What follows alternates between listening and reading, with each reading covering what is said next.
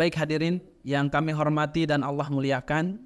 Yang kedua, yang menjadi keutamaan bulan Dzulhijjah ini adalah di mana Allah Subhanahu wa taala bersumpah dengan keagungannya.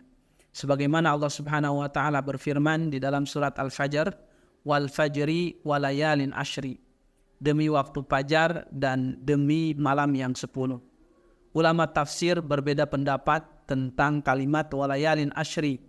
Ada yang mengatakan bahwa layalin ashri ini adalah 10 hari pertama bulan Dzulhijjah. Dan ada juga yang mengatakan bahwa layalin ashri ini merupakan 10 hari terakhir bulan Ramadan. Ada juga yang mengatakan bahwa layalin ashri ini merupakan 10 hari pertama bulan Ramadan. Dan ada juga yang mengatakan bahwa layalin ashri ini merupakan 10 hari pertama di bulan Muharram.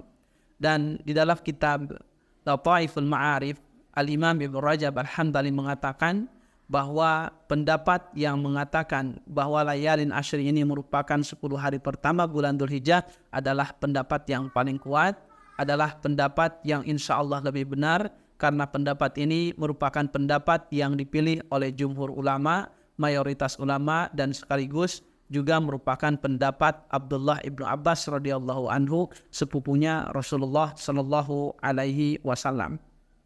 Saat Allah Subhanahu wa taala bersumpah dengan sesuatu, maka kita harus meyakini bahwa sesuatu ini merupakan sesuatu yang agung di sisi Allah Subhanahu wa taala.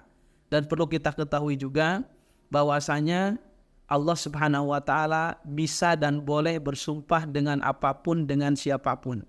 Dan ketika Allah bersumpah dengan sesuatu tersebut, maka sesuatu tersebut merupakan hal yang agung di sisi Allah Subhanahu wa taala. Akan tetapi kita tidak boleh bersumpah kecuali dengan menyebut nama Allah, ya, ataupun menyebut sifat-sifat Allah. Karena hadirin, ya, saat kita bersumpah dengan menyebut nama selain Allah, dengan menyebut sesuatu selain Allah, maka seakan-akan kita yang meyakini bahwa ada sesuatu yang agung selain daripada Allah Subhanahu wa taala. Karena sumpah itu kan ta'kidus syai' bidzikril mu'azzam. Ya, menekankan sesuatu, meyakinkan sesuatu dengan menyebut sesuatu yang agung.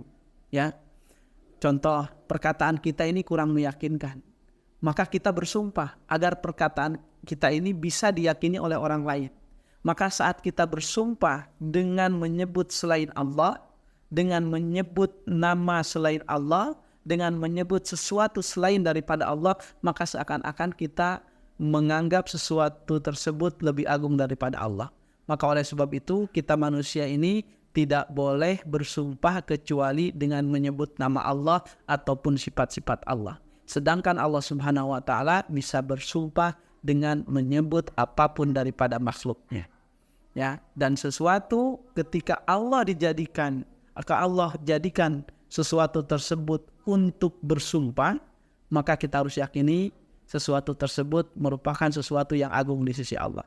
Dan dalam ayat ini, ya, surat Al-Fajr ini, Allah Subhanahu wa taala bersumpah dengan 10 hari pertama bulan Dzulhijjah. Artinya kita harus meyakini bahwa 10 hari pertama bulan Dzulhijjah, termasuk bulan hijjahnya tersebut, itu merupakan hari-hari yang agung di sisi Allah Subhanahu wa taala.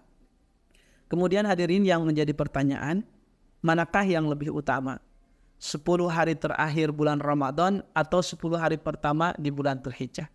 Maka Al-Imam Ibnu Qayyim rahimahullah dalam kitab Zadul Ma'ad memberikan penjelasan yang sangat bagus sekali, bahwa ketika ditinjau dari segi malamnya, maka 10 malam terakhir bulan Ramadan itu lebih agung di sisi Allah dibandingkan 10 hari pertama bulan Dzulhijjah.